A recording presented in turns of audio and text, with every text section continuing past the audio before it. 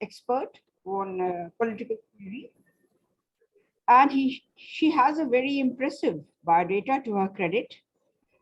Currently, she is assistant professor here in the Department of Political Science at BHU, and she has most recently undertaken teaching and research fellowship as the 20th Dr. D.C. Pawate Visiting Fellow at Cambridge University at the Department of Politics and International Studies, and was a fellow at Sydney, Sussex, Cambridge University. She is also the executive board member of International Association of Women Philosophers and Scientists, IAPH, within brackets, Germany, and research. She is also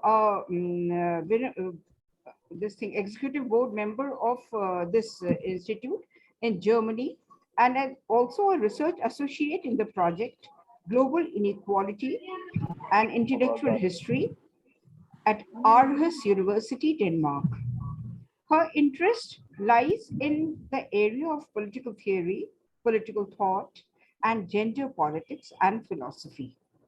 Her most recent research interest is gendered intellectual history, whereby she is engaging with women thinkers from India and South Asia. She is also very keen to work on the theme of post-colonialism, decolonialization of ideas, and Indian political theory. Today,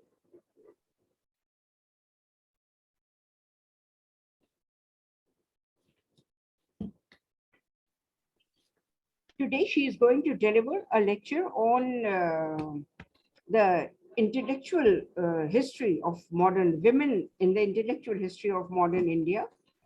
Let's now, I welcome once again Dr. Jha and all the listeners. And now over to Dr. Priyanka Jha. Thank you.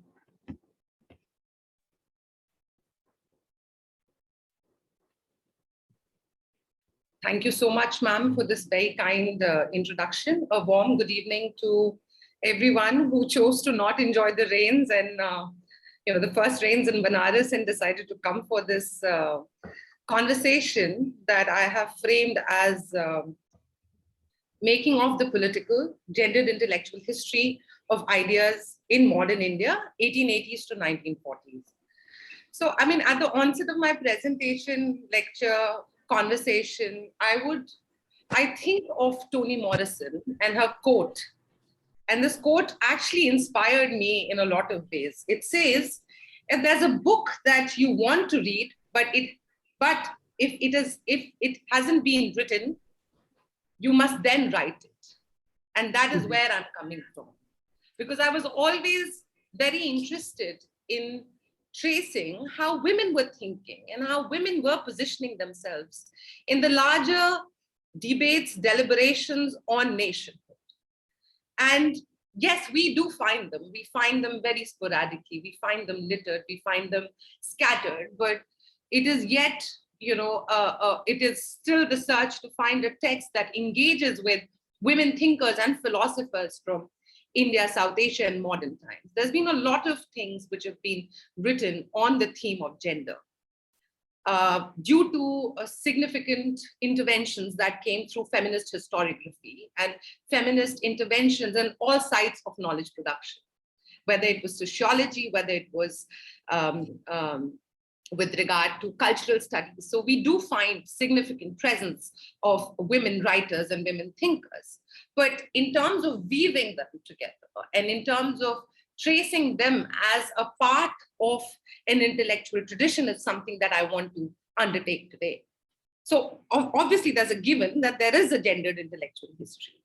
But how far is this gendered intellectual history a political one? And with the permission of the chair and the discussant, very kindly Umapati will be discussing some of the things that I would be sharing, and I look forward to that. I would be reading some parts of my lecture that I decided to type down, and I would also be going extempore. Women thinking has been a significant and robust political tradition of thinking within the larger universe of ideation in most societies.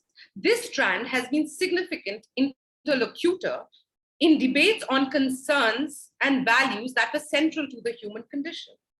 However, the kind of centrality and attention that this line of thinking should have received or invoked as a political tradition has been either scant or relegated to the margins in relation to other ideational trajectories. However, this is not just peculiar to India or other post-colonial societies, but has a global resonance and has universal trajectory. There have been very few women who have been engaged as political thinkers and philosophers. Therefore, there's a certain kind of typecast, mold, or frame in which these voices and thinkings have been framed, reading these as parts of the social realm, reading these women voices as part of the social domain, as either in the form of, in the trajectory of them being social reformers or emancipators, but not significantly as political thinkers. And saying that, when we say that there's a tradition of thinking and political tradition of thinking, feminists globally have already resolved the dictum that personal is political. So when we say personal is political, a lot of domains which are relegated as personal matters or social matters in itself become political, because they have the intrinsic webs of power dynamics. And if these relational are power-laden categories, therefore it helps my argument stating how women were engaging on themes and concerns related to power and therefore political. However, I would come to that part whereby I construct this line as a political tradition later, but just to contextualize what I want to sort of share with all of you today. However, a closer reading of the tradition informs us that the concerns that these women were engaging were myriad and did not limit themselves solely to the social or gender.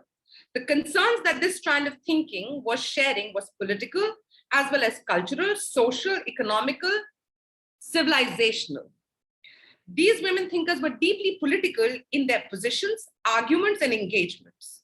Thus, the need to frame them as political thinkers and philosophers at par with the Western tradition and an Indian tradition. I mean, let's just look at the history of Western political thought, and we would find some names. We would find people like Mary Wollstonecraft or Simone de Beauvoir or Hannah Arendt. And when we come to India, there is still a lot of work that needs to be done. And this is something which I am not it's not coming out of something out of box, but taking a look at most of the syllabus of Indian political thought taught across in the country, whether in the central university or state universities, demands a very serious retrospection, because we would hardly find these women thinkers as political thinkers and political interlocutors. Therefore, reading this line as a substantive intellectual tradition of ideation and transformation, which was of political kind. Women have always been interlocutors of the political, in the context of their political engagements, which were manifold, which came to be shaped either in terms of their interventions in key historical moments that were crucial to the shaping of modern India, or the idea of nation and the self in the nation, and also their interventions and position on key political concepts like liberty, equality, justice, dignity. These were central to how women were positioning themselves in the larger processes of the nation making and nationhood. Due to the significant interventions of feminist and gendered historiography and other engagements, work of people like Kumkum Sangari, Uma Chakrabarti, Tanika Sarkar, Gail Minault, Padma Anagol, and many others have been significant in bringing to us their role in the larger processes and moments of history, big historical moments and events. So these works have been significant in terms of bringing the role of women in national movement. And it is in this tradition that I want to take the argument forward, saying that it is not just relegated, it was not just with regard to participation, but what are the significant sort of debates in which women were being involved, and what was the nature of these debates. And here I want to bring particular attention to this wonderful project which has been going on in Oxford University under Patricia Collins with her Leverhulme project, in which she's trying to trace a history, she's trying to trace a trajectory in which she's engaging with women thinkers as thinkers of international relations. And we know that when we discuss a lot of theories on international relations, we have a lot of big names like Hedley Bull, Hans Morgenthau, and many others, which my friends from international studies are better equipped to sort of explain. But she's trying to position how within international relations as well, there have been significant mapping of women thinking.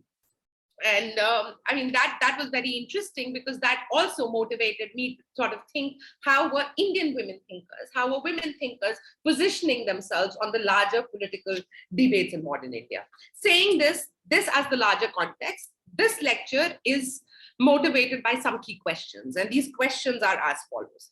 Why is it that when male thinkers are engaging on concerns, it is obviously understood to be political? And when women engage and ideate, it is understood in the frames of the social, upholding the binary of the social and the political. The category of gender is central in their works, writings, and gender in itself becomes a political category. Secondly, when women are engaged as thinkers, are there any distinctions in their reading of the times as opposed to men? Do they provide differential imaginations of the same, or they have different imaginations of the normative of the nation? When they position themselves about the ought in the nature, how does it become different? Is it same? Is it similar? Or some form of experiential epistemology frames their imaginations of the future, the alternative that they would pose? Thirdly, what was their reading of the self? Is it distinctive from the dominant readings emanating from a male perspective? Do they imagine distinctively? Then what was suggested and imagined for them? How do they themselves situate and position themselves in the society, in the polity, as well as in the normative of the nation? And lastly, why were women thinkers not treated as political thinkers and theorists? So these are 4 key questions that kind of frames how I would like to engage with what I call as political, gendered, intellectual history traditions of modern India.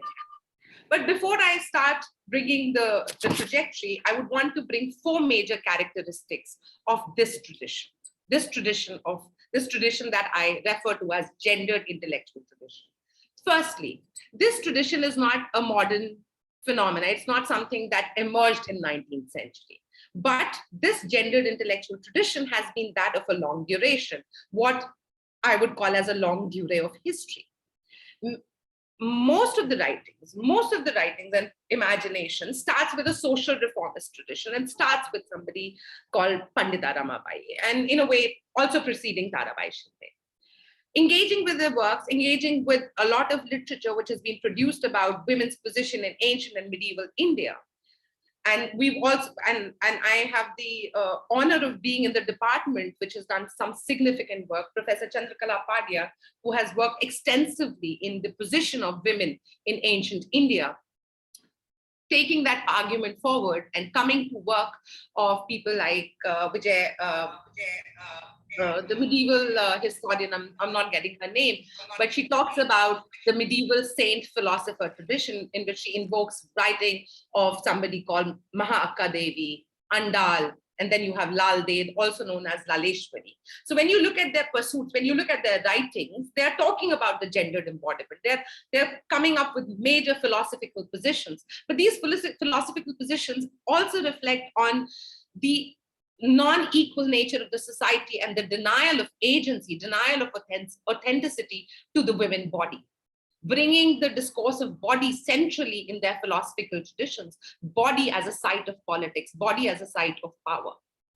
And if we look at what was being argued in the ancient society, if we look at Therigatha, which was basically the songs of the nun, there's a very important question about the female subjectivity, the female embodiment, and they're kind of positioning that in the discourse of dignity. They're kind of talking about the discourse of equality. And you find that resonance in 1882. If we look at Tarabai Shinde's work, which is Tri Purush Tulna, a comparison between men and women, and basically who's more morally corrupt, the whole argument of the moral standards.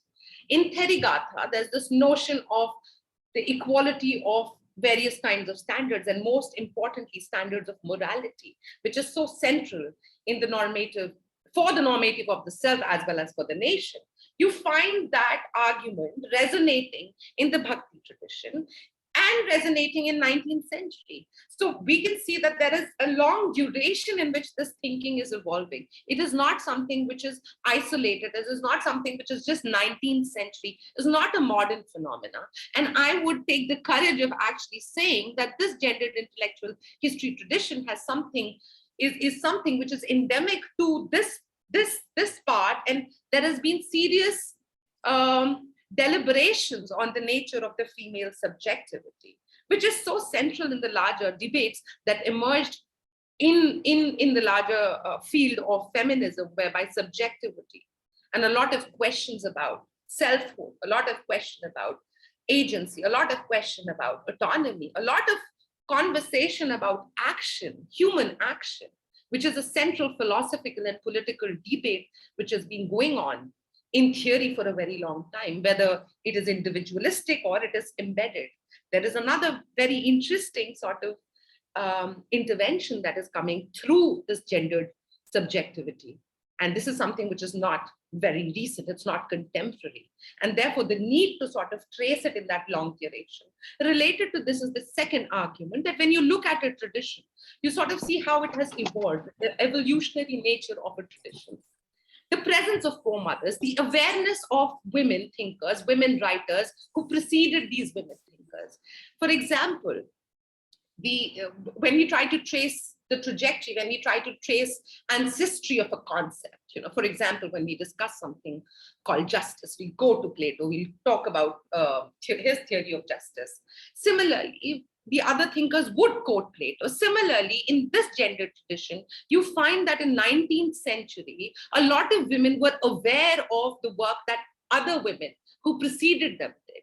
For example, Pandita Ramabai becomes an exemplar, and in so many ways, foremothers for the 20th century thinking that came in the writings of people like Kamala Devi Chattopadhyay. Kamala Devi Chattopadhyay in her autobiography constantly mentions how she was so motivated by the kind of work that Pandita Ramabai did. So that means, there's a larger sort of argument which presents this intellectual tradition as being scattered, but you actually find linkages, and these linkages emerge in the form of reference to a predecessor, reference to a foremother. So that becomes a very important marker of what a tradition is, and also the nature of questions that they're kind of debating, reference to the nature of the questions which are being debated. Like, it would be an error to say that, Tarabai Shinde's Tri Purush Tulna was just a treatise on the condition of widow in Maharashtra. It's a very polemical, satirical text, which is actually talking about gender, formation of gender relations, and the double standards that religion came to provide for both men and women, which is a line of argument that Ramabai doesn't take initially. But if you look at her Stri Niti Dharma, that's a very different kind of text. But when you come to the high caste Hindu woman, it becomes a very important, fascinating critique of how gender was being negotiated, how relations were being formed, and also the reference to the idea of agency and emancipation that she finds through Christianity and her conversion. This was a very political act.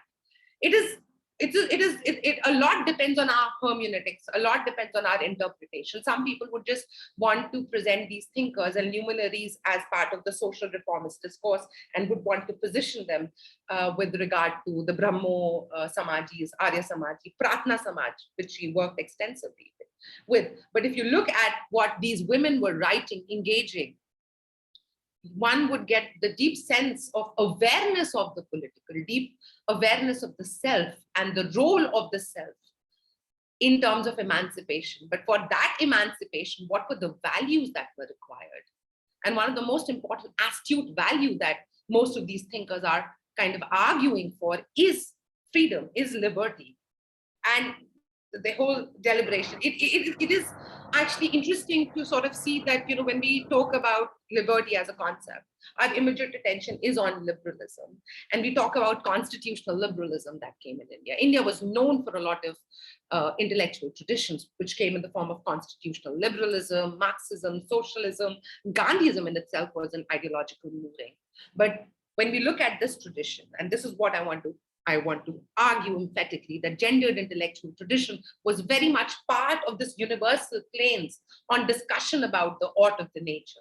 And women were actually positioning themselves and articulating on what they considered as an egalitarian and just society and the imagination of the country. Second, this tradition was diverse. It was represented by various kinds of diversity. This tradition was voluminized by a lot of writings that were happening in different parts of the world, different parts of the country, whether in South, Maharashtra, Bengal, Punjab, Lahore, present Pakistan. There was a lot of Muslim writing that was happening. And Gail Minault's work on Secluded Scholar actually brings to us the rich history of how Muslim women were negotiating on these very important concerns. What were the kind of organizations that they were setting? So what we have as the gendered intellectual tradition, what I am posing as a gendered intellectual tradition, was being constructed by a lot of diversity. And these diversities were raising a lot of very interesting questions, which brings me to this point that obviously these women were deeply aware of the concerns that were endemic, concerns that were local, regional, but also at the same time, they were deeply aware of the larger national sort of concerns that women were rallying under big organizations that were set up. So All India Women Conference is one of the bigger umbrella organizations that came in 1926. It started off as All India All India Conference for Education. It was largely an organization in 1926 set up by Margaret Cousin and many other Indian women for demands of education. But within 2 years, this realization that we will not limit ourselves simply to the concern of education, but larger sort of demands and concerns. And you also see a lot of Muslim organizations coming, Anjuman-i-Khawateen, and they had their regional chapters. They had the chapter in Lahore, they had a chapter in Punjab, they had a chapter in Calcutta that Begum Ruqayya Shakawat Hussain was leading. So this universe was being enriched by a lot of experiences, which brings me to the third sort of given of characteristic of this tradition, that a lot of these concerns that women engaged with was coming from their own experiences. And this is something that I would like to borrow from Gopal Guru's framework of experiential epistemology, that you draw knowledge gets constructed on the basis of experiences that an individual encompasses. Takes us very much about the embeddedness of the individual in communities and the kind of practices, the kind of environment that the society would give to an individual becomes fundamental in shaping the identity, the understanding of the self, and also the larger and the other. So interestingly, how these experiences were also being shaped. Taking this to the fourth characteristics, that they were deeply aware of their regional, local concerns, but also at the same time, they were deeply aware of the global concerns. And how do we know this? Because many of these women thinkers were participating in international collectives. There were three important collectives that emerged during this period of time in the early 20th century. And these women were participating in the conferences of international kinds. That means that they were also extending solidarities. The suffrage movement becomes very important in 1920s in Britain. And there has been so much work which actually explains and highlights how Indian women movement was extending two kinds of solidarities. There was this solidarity that they were extending towards the Western world, America, and Britain, Europe. And also at the same time, they were extending solidarities to African and Asian women. There's some very interesting articles which have been written that before the Bandung conference that happened, there were 3 conferences that happened in South Asia. One happened in Lahore, one happened in Colombo, which saw the participation of many Asian and African women. And some of the most important debates that happened in these deliberations in late 1940s. This is the time when most of these countries are getting independent, were with regard to women's involvement in the processes of post-independence. Like, what would be the future for these women? How would women participate in nation-making, nation-building processes? And one of the significant debates was on the question of imperialism and neo-imperialism. So that I will mention the name of the 3 collectives, which I can't seem to find right now, but 3 major organizations that were set up. And I can instantly think of 1919 meeting that happened, International Alliance for Peace, in which Kamala Devi Chattopadhyay, along with other women from India, went to actually participate. And they were debating on the question of colonialism in Geneva, because there was this anti-imperialist sort of thinking that was also going on simultaneously, in which women were participating. Which brings me to the last characteristic, that this strand of thinking actually was the nascent thinking on gender concern. Now, one of the major constructions have been that how feminist movement or women movement in most of the post-colonial societies has been a derivative concept. It has been like a lot of ideas have been derived from the West. But if you look at this trajectory, and if you look at these characteristics, and if we engage with this gendered strand of thinking, one actually realizes and recognizes that a lot of struggle, a lot of thinking on the nation, on the political, on the social was not being sort of written down for us from West. And, you know, you had all these Western feminists who taught us to think about ourselves. But something that was happening, this churning was, this manthan was happening very much here. And the manthan was happening because of the kind of concerns and struggles that women were dealing with. So, I mean, to say that it is a derivative concept has been long sort of critiqued by people like Kumari Jayawardene and Chandramohan Talpade.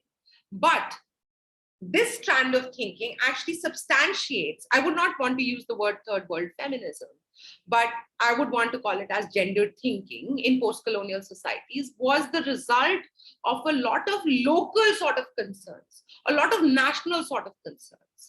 And obviously solidarities, when there are solidarities which are extended, there are a lot of ideas that migrate also. So there's a lot of migration of ideas which are happening. But to argue that, you know, everything that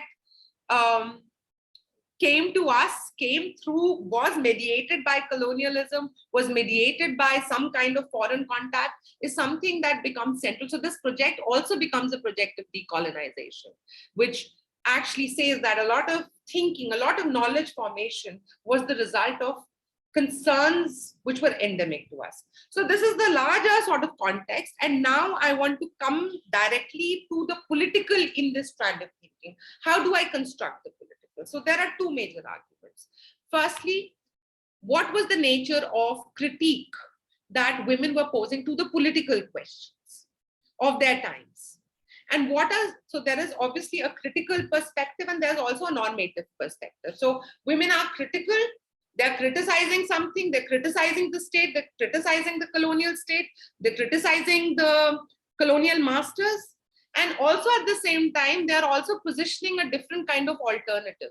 They're also positioning themselves on the normative. So now with regard to the first part, you know, there's so much work which has shown women's involvement in the national movement. I don't want to go that. I don't want to bring that, because we all are aware of that argument. Joanna Liddell, Rama Joshi, Kumkum Sangari, Sudesh Ved. There's been a lot of work which has been on Radha Kumar's history of doing, is a fascinating work, which actually brings us to the narration of how women were sort of involved in the national movement. But women as political thinkers, what were the kind of questions that they were raising? So we would, the larger sort of argument is that they were social. They were raising concerns like parda and seclusion, education, or various religious scriptures that were the kind of regressive religious scriptures in the life of women, the violence of culture in the lives of women. But these women were also talking about very important political questions with regard to participation. These women participated, so the act of participation in itself is political. And they were also engaging with the colonial masters on their own. They were leading deputations. They were engaging. They were dialogical. They were involved in acts of deliberation, which for some reason the nationalist historiography and the Cambridge historiography has kept at the margins. But I want to bring them right at the center and bring some instances. For example, when the Hunter Commission came in 1882, and then later in 1919, when the Hartog Commission came on education, women were negotiating with the masters on their own. They were sending reports, they were participating in these discussions, they were meeting the colonial administrators and telling them what they wanted, what is the nature of education that they want. With regard to education, most of the writing kind of plays out that, domestic education, or this whole thing of education for becoming good mothers and good daughters. But when you look at the deputation of somebody called Pandita Ramabai, or Cornelia Surabji's mother, who was a Parsi convert, Christian convert Parsi, there's a lot of demand for political education. There's a lot of demand of education that would make them able citizens. And you can find that very much, the language, citizenry, equality, autonomy, selfhood. These are very fascinating political sort of demands which are being made. Secondly, women were not just participating. There's this very celebrated argument that with arrival of Gandhi, the movement becomes a mass movement. 1905, partition of Bengal happens. And if we look at what Gail Benoit is writing about what's happening in Bengal, especially from the perspective of Muslim women, it was these women who were picketing.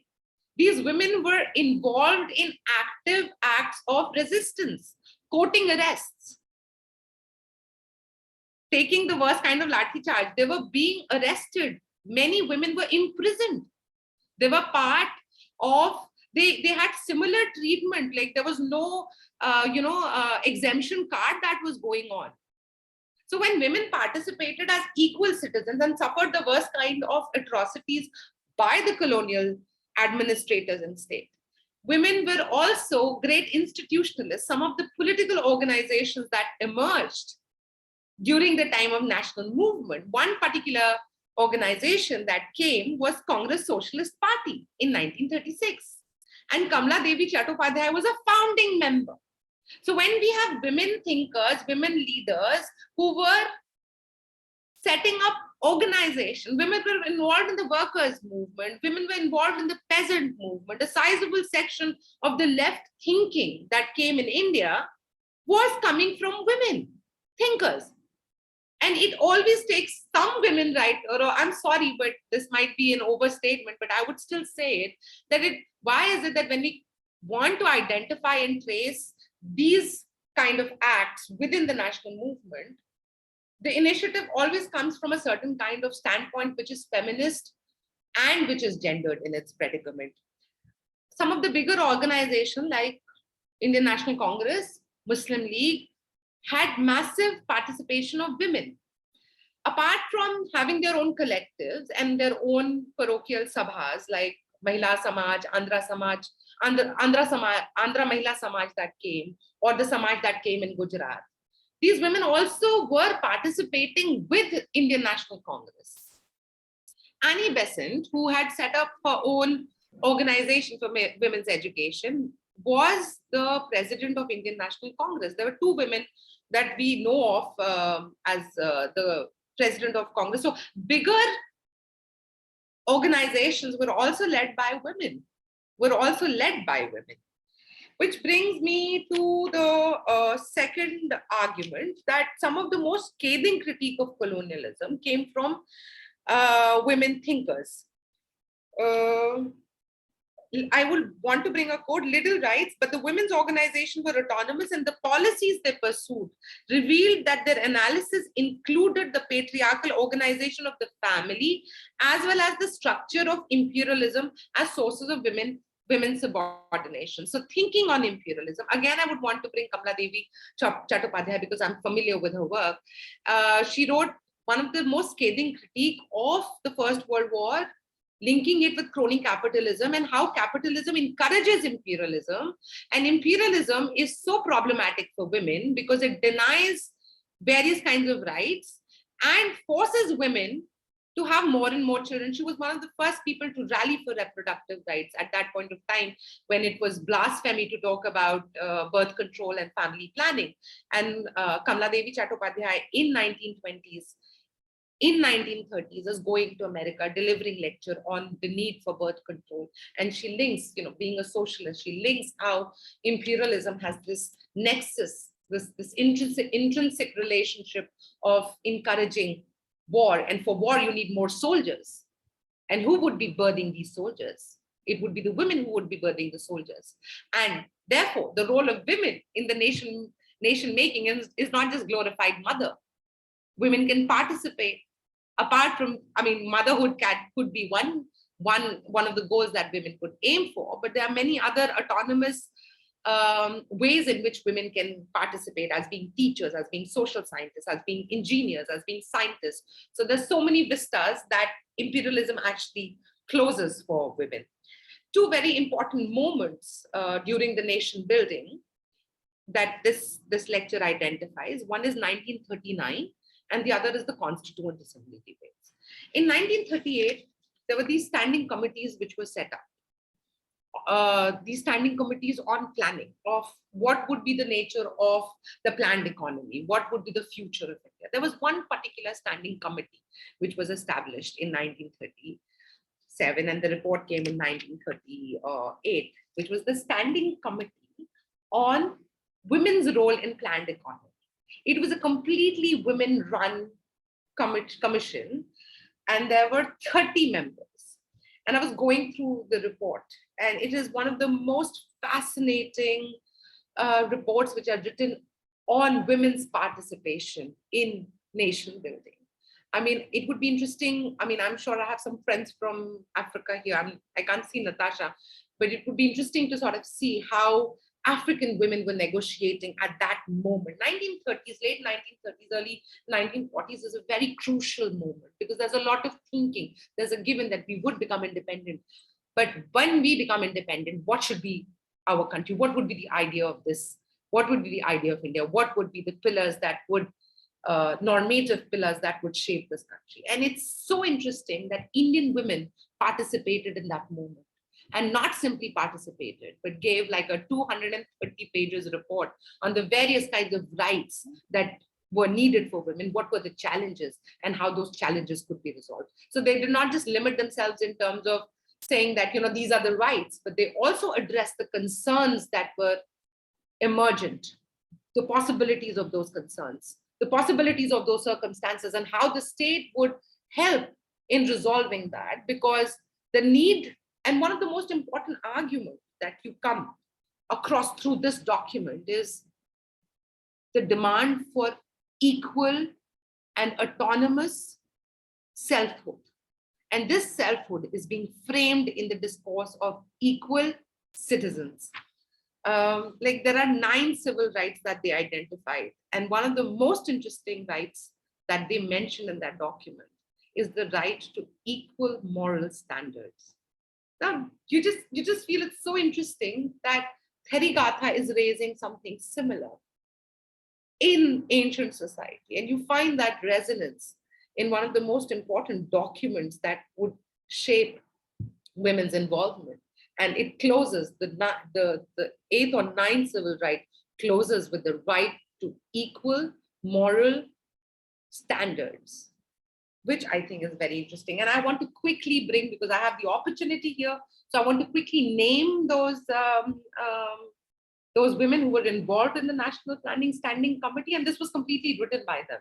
And they took a lot of advice from provincial committees also, which were women-led. So under the chairmanship of Rani Lakshmi Bai Rajwade, secretaryship of Mridula Sarabhai Parveez Dubas, Perine Captain Taraben Menaklal Premchand, Indra Bal Bhagwat, Barkat Lal, Sarla Devi, Lavanya Lal Chanda, Pushplata Saikia, Vijay Lakshmi Pandit, Rameshwari Pandit, Jethi Ben Siphal Malini, Karuna Devi Parmanand, A.V. Kutti Mallu Amma, Begum Zarina Karimboy, Hansa Mehta, Vidya Gauri Nilakant, Sarojini Naidu, Durga Bai Joshi, S.C. Mukherjee, Anasua Gyanchand, Leelavati Roy, Aruna Asif Ali, Begum Hamid Ali, Dr. Muthu Lakshmi Reddy, Radha Bhai Subarayan, Begum Shahnawaz, Kapila Khandelwal, and Godavari Sarabhai. Like when I got this report, this was so interesting because there's this constant question that where were the women? Women were there. They were making history and they were shaping history like male thinkers. And it would be so interesting. I mean, this is a task which would take an entire lifetime, but I am ready to take it. I would be interested in knowing what were their interventions, how were their life worlds being shaped, what were the kind of arguments that they were making. And then the second moment, which is very important, we constantly invoke it, is the Constituent Assembly debates, because that is the source of our legal selfhood. That is the source of our self, very important moment.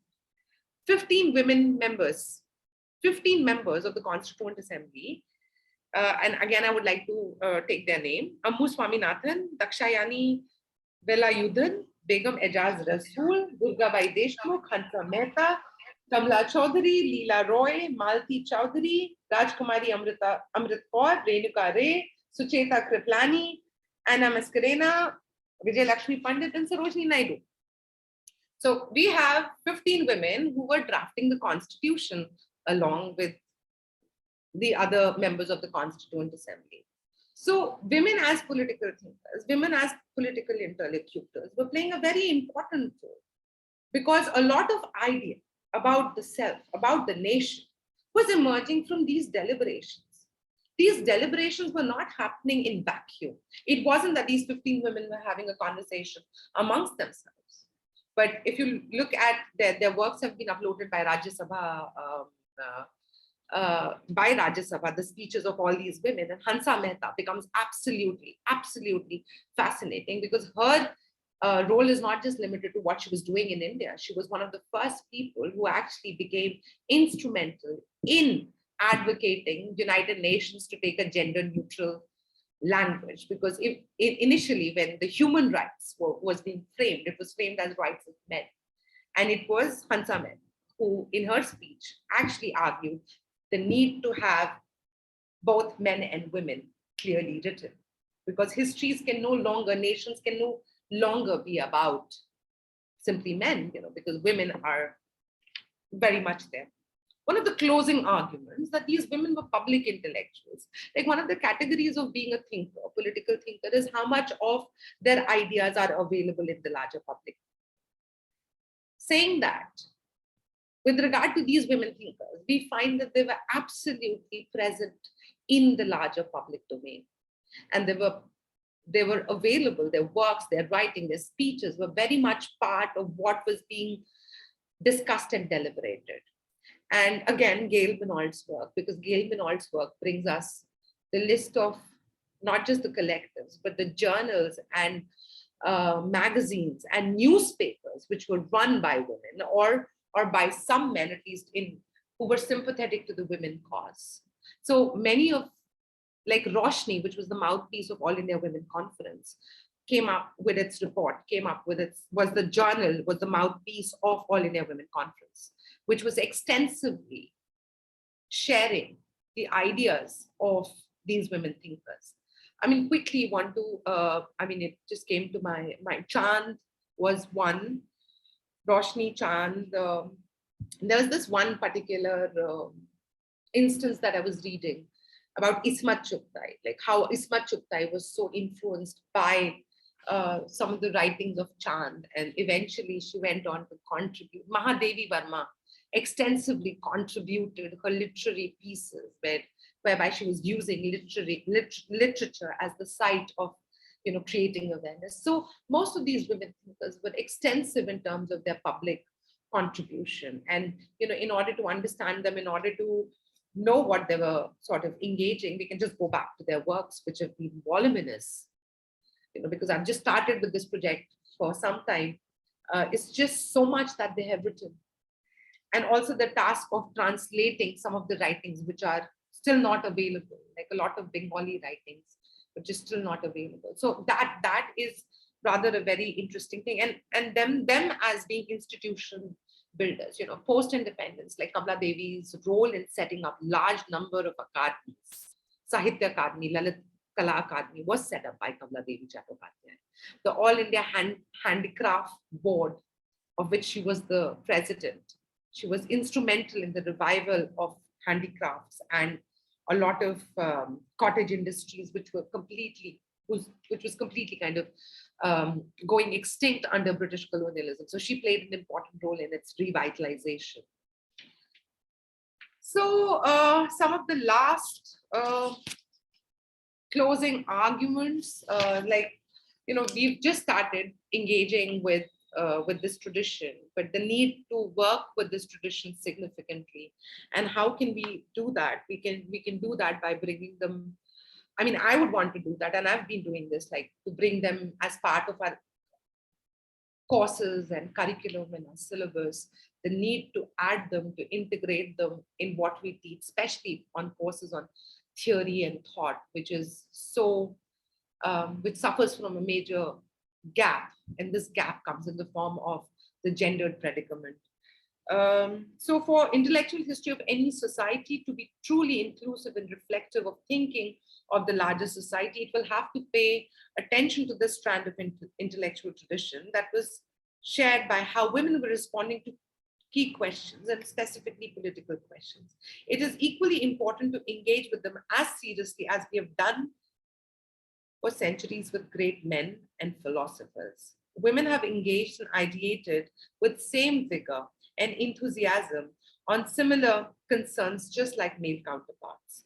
The need to locate them, their works, their ideas, and position them as key political interlocutors in the idea of nation and nationhood is a significant task. And this can be undertaken if we rally and support the politics of presence instead of politics of invisibilization and marginalization that has been the case for engaging with this tradition. Thank you very much.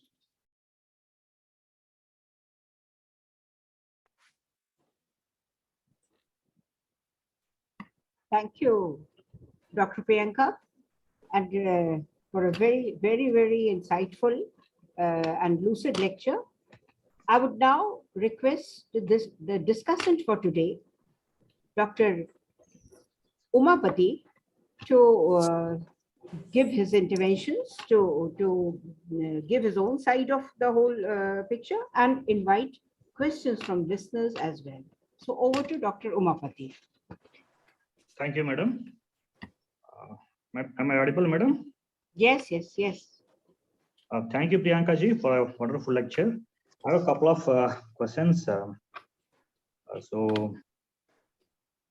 request you take my questions initially, and later we'll go for the questions from the students and other faculty members.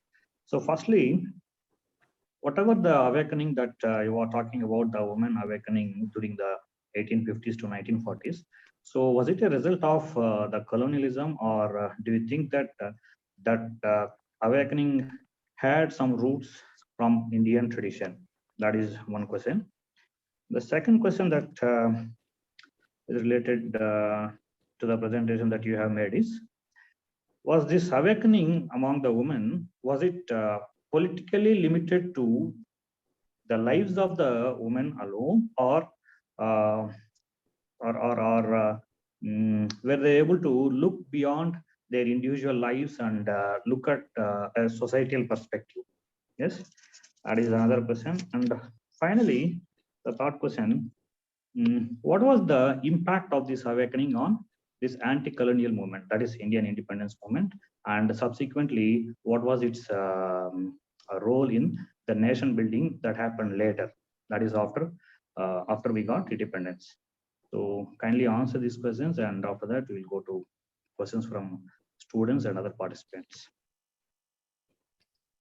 Thank you, Dr. Umapati, for these questions. These are very interesting questions. To your first question, whether this awakening was something that was immediate to 19th century. And as I've mentioned, one of the first characteristics of this gendered intellectual tradition is that it was a longue durée. It's not something that emerged only in 19th century. Obviously, colonialism was a catalyst in terms of shaping some of the significant concerns, of that time. But when we say that it's a long duration, some of these concerns were debated with regard to, like, for example, social practices. If you look at especially the philosopher saints that I mentioned in medieval times, was something that becomes very, very instrumental. If we look at the writings of these nuns, in Therigatha, these poems, it's called the Psalms, PSALMs of the nuns, and they're raising some very interesting thinking on the subjectivity, on women, body, how women are reduced to this. If you look at Mahaakka, when she's talking about, covers herself, and in the songs of Shiva, A.K. Ramanujan's work, she's basically saying that, it's just because of body that I'm being denied the opportunity of being part of this.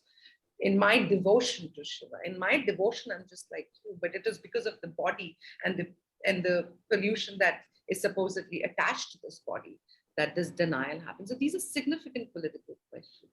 The questions of presence, the questions of denial, the questions of autonomy. So I would say that it is not something which is standalone in 19th century. It receives a lot of attention in 19th century. There's been a lot of work which has been done on 19th century social reform trajectory.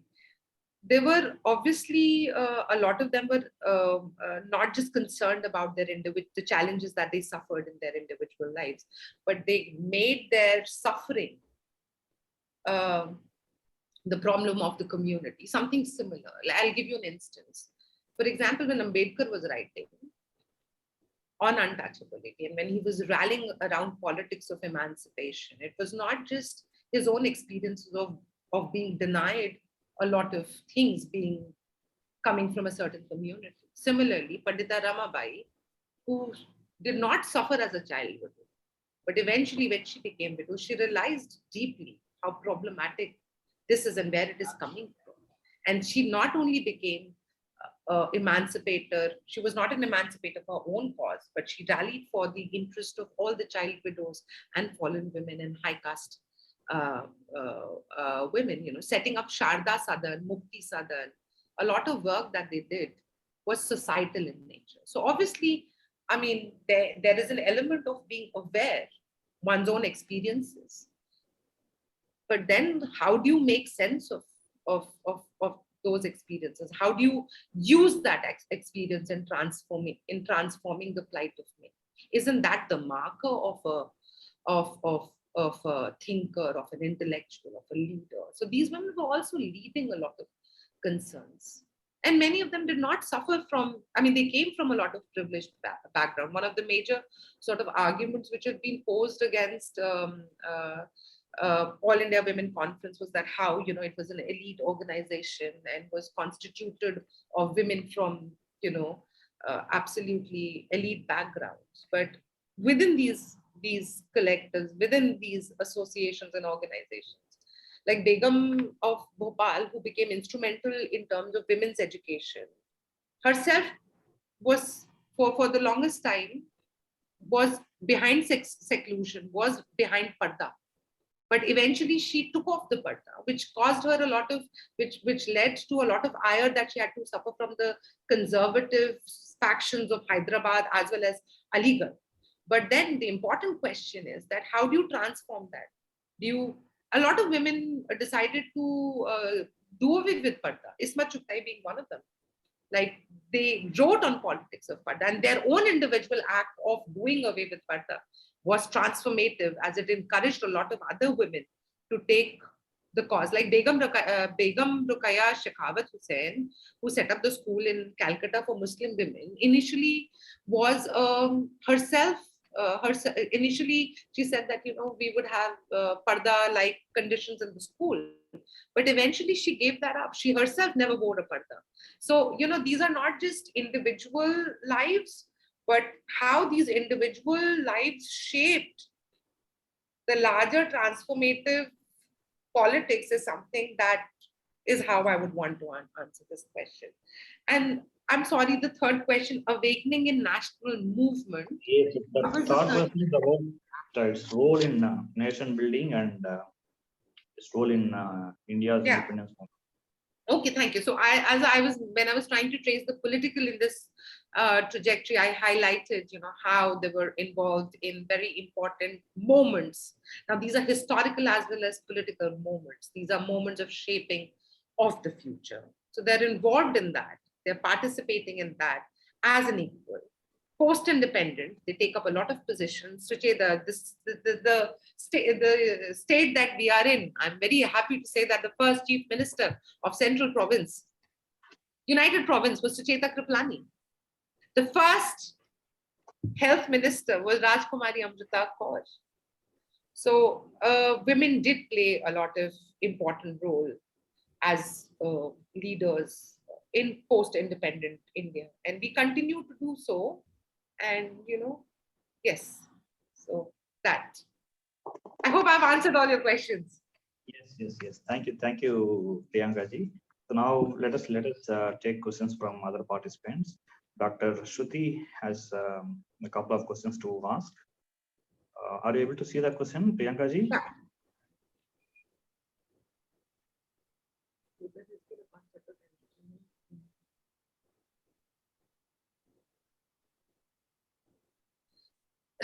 Thank you, Shruti. This is a very interesting question. And because I've not really focused so much, I still, as I've mentioned, I've just started with this project, and right now I'm just focusing on modern India, and I'm kind of looking at thinkers in this time frame. It will not be correct for me to answer something about ancient India, but my guess is that in ancient India, a lot of thinking that was happening did not. I'm not sure. We would need some ancient historian or somebody who's working with ancient India and gender to answer this. But my hunch is, I would go by my hunch.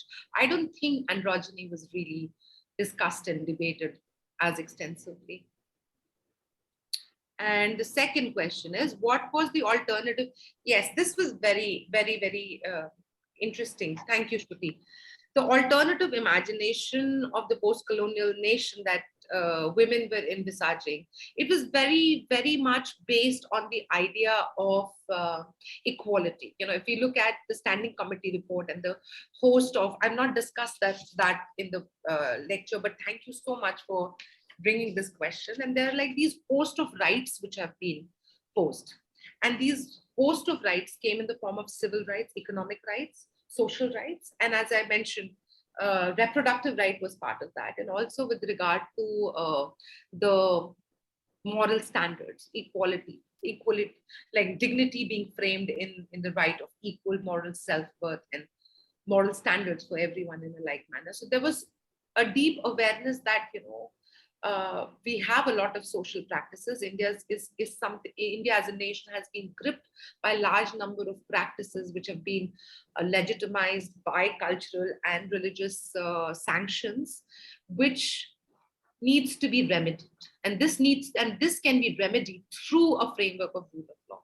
I think it's very similar to the kind of argument that Ambedkar also poses, that, if we leave our society in terms of the way these conditions are, there's very little chance for us to be able to overcome that. And this can only be remedied if we have a framework which comes in the framework of rule of law.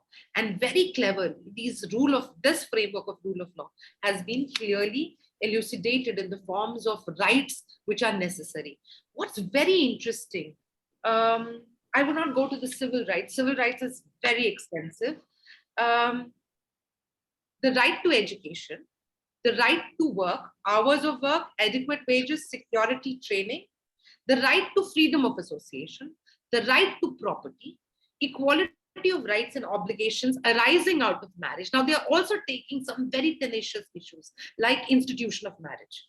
They're not mentioning patriarchy, but they also kind of indicate that how marriage needs to be a relationship of contract. They're trying to take a position away from the regular traditional understanding of marriage, but treating it as a social contract.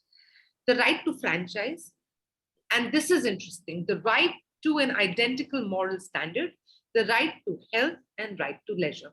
These are 8 extensive rights in which they're framing civil rights. But when it comes to economic rights, they are so extensive that they not only highlight the various sectors in which women were participating, organized, unorganized, agriculture, but they are also rallying behind the right that needs to be given to women who are performing domestic labor. And they're also addressing a very significant question at that point of time about because the kind of argument that the Marxian and socialist feminists were kind of talking about wage and household work. So these are some very significant sort of alterations that they are giving. And my reading is, it would be interesting to sort of see that how they're talking, like the rights that they're advocating in 1940s for post-independent India was, some of these rights are absolutely new to Indian women. I mean, there was no discussion, like prior to this, there was no addressal to the fact that the wage, that the labor that women were performing, domestic labor that women were performing, was rendered valueless because of the absence of wage. They're also talking about the possibility of having a wage for household work. And these are very interesting because they're doing it. And I want to again bring attention here that most of these women were educated and trained in India as well as abroad. So when they were studying abroad, some of them went to Cambridge, some of them went to London School of Economics, some of them were trained in. So these were debates which were going on in other parts of the world by 1940s. You know, there's a lot of discussion which are happening on the nature of women's subjectivity across the world. So they're also aware of these larger debates. And they're trying to bring that and trying to test the possibilities of undertaking this. And they're also thanking Pandit, they mentioned him as Pandit Jawaharlal Nehru right at the beginning, for giving us the opportunity for thrashing out or like kind of elaborating on what would be considered as the rightful place of Indian women in planned economy. So women as citizens and women as workers, very different imagination than the existing discourse which framed them as mothers and wives. So there's a very different kind of subjectivity which is being framed for Indian womenhood. So I hope I've answered your question. Thank you. Thank you. Very interesting project. I just want to take 5 seconds to explain my earlier question. Actually, it is much more, I understand that right now it's not a concern of your project, but perhaps it might be interesting to see how, these very strong constructs of being a man and a woman, they are also modern constructs. So perhaps in ancient thinking, this idea of a man and a woman was not as stringent as it became eventually. And there was this whole tradition of thinking in androgynous ways. Gandhi, for instance, often, used to think of him as a female, and then a lot of his politics also kind of emanated from there. So I'm coming from there. Okay. It might be just another way of, it might just add something or maybe to your project. So it's just a thinking point. I myself haven't thought it through very well, but it just struck me. So I thought, why not? Thank you. Thank you. This is very interesting, Shruti, but a quick response, when I was thinking about, because of a course that we do, and we specifically look at Manusmriti. And if we look at the sections related, and then eventually Ramabai kind of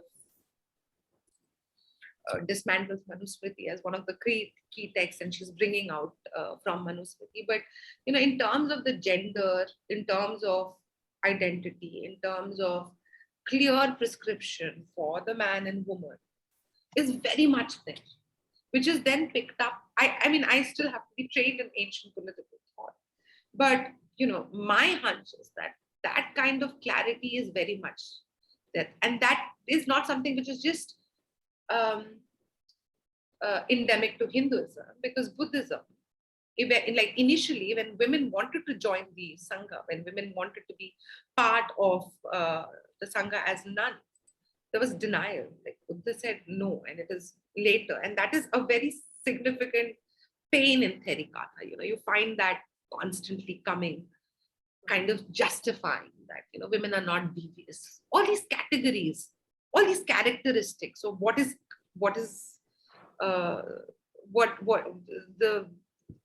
considered to be the virtues of, not virtues, but characteristics of men and women. I think at least these two sources are very clearly there. Right. It would be interesting to sort of see that, how the sages, because there are some women philosophers, which a lot of people are working, Gargi, Maitri, who become instrumental in setting up the school of laws eventually with Akshara. If they ever kind of looked at the question of gender or womanhood and stuff like that. But that would be interesting. That would be very interesting.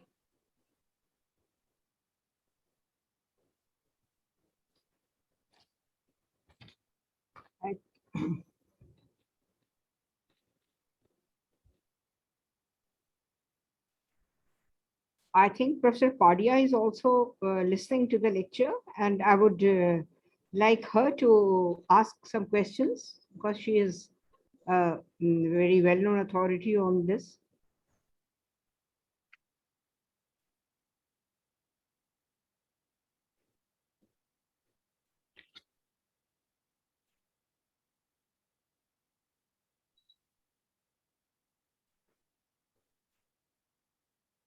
आप मुझे सुन पा रही हो तो जब तक आपके पास कोई दूसरे सवाल आते हैं तब तक मुझे सिर्फ एक इंफॉर्मेटिव नेचर का एक चाहिए था।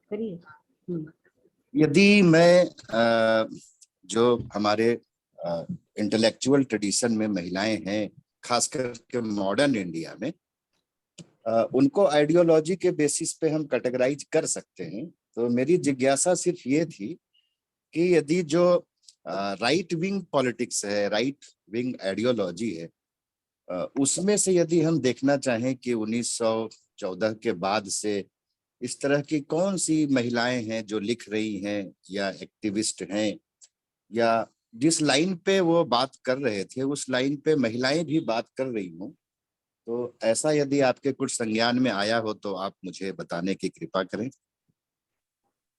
थैंक यू सर, बहुत महत्वपूर्ण प्रश्न है, क्योंकि ये जो महिला सोच आ रही थी वो आइडियोलॉजिकली बहुत डाइवर्स थी, जैसे मैंने मेंशन किया कि बहुत डाइवर्स थी। राइट फ्रेमवर्क को लेते हुए मैंने एक चिंतक के बारे में पढ़ा है, वो है दुर्गाबाई देशमुख, दुर्गाबाई केलकर के बारे में मैंने सुना है, जो एक्चुअली बहुत सिमिलर थी उस लाइन को लेके, जो अपना हिंदुत्व जो अपने सावरकर ले रहे हैं, एक पर्टिकुलर इमेजिनेशन। काफी जो हमारी महिला चिंतक हैं, मतलब जैसे अगर सिस्टर निवेदिता का भी काम अगर हम उठाएं, तो वो जो ग्लोरिफिकेशन एक लेवल पे बहुत सिमिलर है, वो जो बात आती है, वो जो ग्लोरियस हिस्ट्री की बात आती है। अम्या सेन की बहुत इंटरेस्टिंग किताब आई है सिस्टर निवेदिता पे, कि जो उनका ट्रांसफॉर्मेशन होता है और वो जिस तरीके का आर्ग्यूमेंट लेके आती हैं भारत के इतिहास को लेके, कि महिलाएं कैसे बहुत how women were very important in that glorious past, जिसमें वो जो शक्ति वाला आर्ग्यूमेंट है और औरतों की स्थिति क्यों खराब हुई, जो अपना बंकिम चंद्र जो अपना आनंद मठ में भी जो एक आर्ग्यूमेंट लाते हैं कि दो मोमेंट ऐसे आए जिसमें बहुत प्रॉब्लम हुई, करप्शन शुरू होता है और वो देवी हमसे जो like debasing the goddess. एक तो मुगल इन्वेशन होता और दूसरा अपना कॉलोनियल इन्वेशन होता है. अगर हम सिस्टर निवेदिता के काम को पढ़ें तो काफी एक रेजोनेंस आता है उस चीज में. उसके बाद ये जो अपना सती का जो कॉन्सेप्ट है और अपना सीता का जो कॉन्सेप्ट है, सावित्री और सीता का जो ये आइडियल नोशन है, काफी सारे लोग थे, मेल थिंकर्स थे ही, मगर निवेदिता इसको बहुत सीरियसली लाती हैं. काफी बारी एनी बेसेंट में भी एक ये स्ट्रैंड आ जाता है वो ग्लोरियस पास्ट का. और जब वो कॉलोनियलिज्म को क्रिटिसाइज कर रही हैं तो वो कहते हैं कि कॉलोनियलिज्म का जो कल्चरल क्रिटिक है वो एक बहुत बड़ा प्रॉब्लम ये भी है कि इट्स वेरी प्रॉब्लमैटिक बिकॉज औरतों के लिए प्रॉब्लमैटिक है. और हमारे लिए जो आइडियल वुमन है, वो जो आइडियल वुमन ये लोग जो सेलिब्रेट करते हैं जिसमें सावित्री सीता आती हैं, तो उस चीज में आप काफी एक सिमिलैरिटी देख सकते हैं. एज सच तो दुर्गाबाई केलकर की राइटिंग्स मुझे देखनी है, मगर कुछ महिला thinkers, some women thinkers who actually find some kind of resonance with the way right wing was taking position on sense of history, glorious past, people like Sister Nivedita and Annie Besant, to that extent even Madam Blavatsky. But ये जो theosophist है उनका थोड़ा अलग trajectory है. Theosophist वो इसलिए भी पास्ट को ग्लोरीफाई कर रहे हैं क्योंकि वो बहुत सेंट्रल है उनके प्रोजेक्ट के लिए, क्योंकि उनको रिवाइव करना है, बुद्धिज्म रिवाइव करना है, हिंदुइज्म रिवाइव करना है, तो उसके जो इम्पोर्टेंट एट्रीब्यूट्स हैं उसको रिवाइव करना है. तो कहीं ना कहीं they are also coming from that. It's not simply used as a critic, but also at the same time फिर काफी वुमेन थिंकर्स है जो कहती हैं कि हमको सती नहीं बनना, सीता नहीं बनना, हमको द्रौपदी बनना है. उसके अंदर जो कैपेसिटी थी क्वेश्चन करने की, जैसे इवेंचुअली जब लोहिया भी लिखते हैं तो कहते हैं बहुत सती सावित्री हो गया है हमारी देश की महिलाओं के लिए, उनको द्रौपदी बनना पड़ेगा, उनको प्रश्न पूछना पड़ेगा, उनको पूछना चाहिए कि उनके साथ क्यों ऐसा हो रहा है. और सर आपके सवाल से एक और बहुत इंटरेस्टिंग, क्योंकि मैं भी यहाँ पे लोहिया को मेंशन कर रही हूँ, काफी ऐसे मेल थिंकर्स भी थे जो बहुत संवेदनशील थे महिलाओं के प्रश्न को लेके, जिसमें of course Lohia becomes very significant, और दूसरे बाबा साहेब अम्बेडकर. मैं गांधी को भी उस तरीके से नहीं लाऊंगी क्योंकि गांधी के भी अंदर काफी एलिमेंट्स हैं जो एक तरीके के डोमेस्टिसिटी को सेलिब्रेट करते हैं, जिसको चैलेंज कर रहे थे वुमेन थिंकर्स, क्योंकि वो लोग कह रहे थे कि औरतों को अपनी एजेंसी के लिए उनको तय करना जरूरी है, उनको अपना रैशनैलिटी इन्वोक करना पड़ेगा. मगर संगठन थे. पर आपके प्रश्न से मैं ये चीज मेरे को काफी समय से दिमाग में भी है कि मुझे I have to see how women were responding in terms of the right framework. I hope मैंने आपका जवाब दिया सर. बहुत सारी बातें बहुत बहुत बहुत बहुत आभारी हूँ. दुर्गाबाई केलकर को मैं पढ़ने की कोशिश करूंगा, और आपका आज का व्याख्यान बहुत अच्छा रहा, तो मुझे बड़ी खुशी हुई. नमस्कार.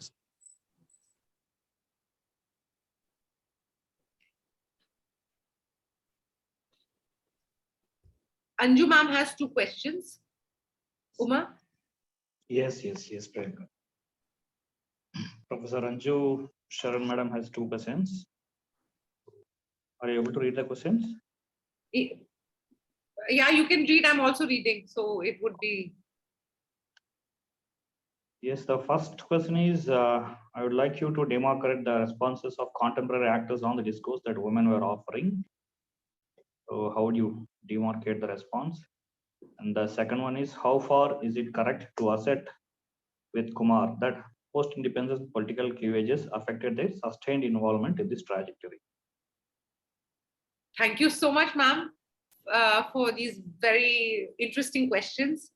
And I like the contemporary sort of reading is very interesting, because the larger sort of contemporary reading has been its relegation as a social kind of thinking. So I have a certain divergence from this and sort of intervention.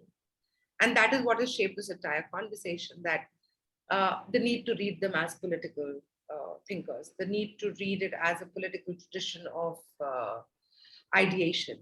So that is interesting. But then, you know, a lot of people, a lot of work which has been being undertaken right now is attempting to identify such voices from across the world. The organization that I'm associated with, IAPH, is trying to do some very significant work in Latin America. They're trying to excavate, recover, and find these Latin American philosophers, women philosophers. One person who's coming very significantly is Flora Niesta, who was a journalist and wrote extensively. So there has been a lot of work which is being undertaken with regard to rescuing and recovering these work as philosophical traditions. And but at the same time can't really deny the kind of contribution that they have, that the feminist historiography has undertaken. I mean, I'm reading contemporary actors as scholars who are working on this, but I would like to read it again. And all the contemporary actors are obviously, I mean, in terms of their invocation in the larger political milieu. Priyanka, if I may help you understand the question. Yeah, yes, I'm kind of accessing this event via a mobile phone. So I have a limited access to even read the other comments or even my own. I don't know where it is, but lost. By contemporary actors, I meant people who were contemporary. You can go walk around if you want to and then come back. Sorry, can you hear me? Yes, ma'am. So by contemporary actors, I mean, for instance, when the Hindu Code Bill was being enacted, there were all across the country, criticism, condemnation, and opposition to it. So I'm sure even earlier when these presentations were being made, there were people who were questioning these assertions. So would you have access to that, or you're basically concerned with what women were presenting and what women were agitating about? That was the question which I wanted to, Okay. Yeah. Okay, ma'am. That's very interesting. I mean, with the Hindu Code Bill, there was a lot of contestation that they were also offering, these women were offering. And when these women were also writing, there was also a lot of resistance to what they were doing. Like a classical case of, I mean, it's never that the reception to their ideas have been always very jovial and always very receptive. There have been all kinds of critiques to what they were writing, like especially with regard to the Hindu Code Bill. When they had, they were absolutely heartbroken when the bill came, because they found the bill to be regressive, and they did not shy away from addressing their dissent. Because if we look at their autobiographies and how they're mentioning about those times and that moment, because that moment becomes very significant because that's something that they've been rallying around. They do mention that. And the thing is that in terms of the larger reception, I mean, I remember Bal Gangadhar Tilak, who was considered as the father of nationalism in many ways. When Pandita Ramabai converted, there was also a lot of critique to that, and basically arguing that, how she sold her soul to the Britishers, to the Western people. So there's always been, I mean, what I'm trying to say is that there's always been some kind of critical critique that always followed what they were saying. And I'm also interested in looking at that. And the second question, how far is it correct to assert with Radha Kumar, I mean, if that's Radha, yeah, that the post-independence political cleavages affected their sustain. It's interesting that the political cleavages came, and many of them just completely disassociated themselves from institutional politics. So they no longer were members of political organization, which actually helped them to sustain the movement. I mean, if you look at Radha Kumar's work, and if you look at, how she traces from 1950s onward, and there are these various movements that, various issues that become central for each decade. And so there is also a lot of sisterhood that somehow the women movement sustained. And this sisterhood was beyond political alliances. And this was something, I mean, that would be my hunch. And also because if you look at that period, if you look at the period of national movement as well, there were different institutions that these different political organizations that they were a member of. But yet when it came to talking about concerns or agitating for concerns, they were together.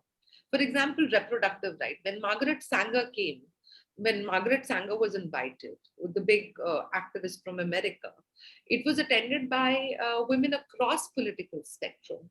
So despite their political alliances, it's not as, I mean, I would say that it is not as fractured as we have right now, because right now it's absolutely, I mean, the battle lines are absolutely ideological and on party lines. There's a lot of direction of the party lines, which is myopic of present times. But but if we look at, if we look at the writings of people like Veena Majumdar and Devki Jain, who've written about how women were struggling and agitated, there was the sense of sisterhood. There was the sense of the larger movement. There was the sense of larger struggle and the new kind of challenges that were coming, whether it was with regard to abortion and prenatal or commodification of women, or Raj, the sati that happened in 1986. So I think that was something that also sustained the movement, that also sustained thinking that we have to struggle together, which is not right now. It is very difficult. But then you also have new movements which are coming. For example, the new movement that came in Shaheen Bagh has another kind of narration, because it was led by Muslim women, but there was also participation of women from different communities who chose to came and who chose to be there and protested. I don't know if I've managed to answer your question. No, you are. I mean, this also was more or less very exploratory on my part. But I do agree with you, and I think Radha Kumar also, while exploring the later years, although now Radha Kumar's book History of Doing also has become quite dated. Like when you look back, it's more than a quarter of a century old, and there's been a lot of input that has come in, but. Yeah, of course, it's very evident that there is a very strong sisterhood, but at the same time, there seems to be a big lull after independence in terms of women involving themselves in issues concerning, major issues concerning what I would like to describe as nation building. I mean, for me, nation building isn't what is generally taken. It's more to do with human development, and it's more to do with equality. It's more to do with the, how do I say, entitlements. So, but yes, thank you so very much. I really enjoyed your presentation. I wish I'd joined it right since beginning, but there'll be other occasions as well. And thank you so very much for this very beautiful presentation, Priyanka. Thank you.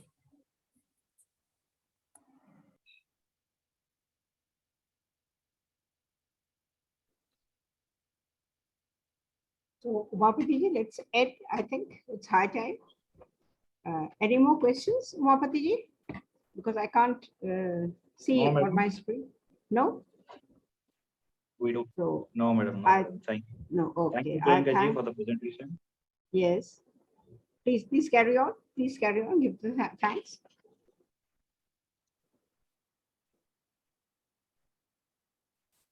Umapati, please carry on. Sorry. Oh, Upapati is not listening to me. So I extend now my heartfelt thanks to all the listeners, to the speaker of today's presentation, that is Dr. Priyanka Jha, and to all the questioners who came up with very, very intelligent and very, very good questions, very pertinent questions, and the way Dr. Priyanka Jha replied those questions was also very, very engaging. I thank all of you, and thank you very much once again. I just want to thank the department for giving me the opportunity of sharing some of these ideas that I've been working, and also I can see Professor Jha, Anju ma'am, a lot of our seniors who are here, and my senior colleagues, and also a lot of my friends who've joined and taken the time to listen to these ideas that we all are working together, and also having solidarities to have this presence, to have these women thinker as significant, to engage with their significant presence. And again, let's just write the books that's not been written, as Toni Morrison has said. And let's write some books on women thinkers who've played equal role in sharing the trajectory of the modern nation and the idea of India. So thank you so very much.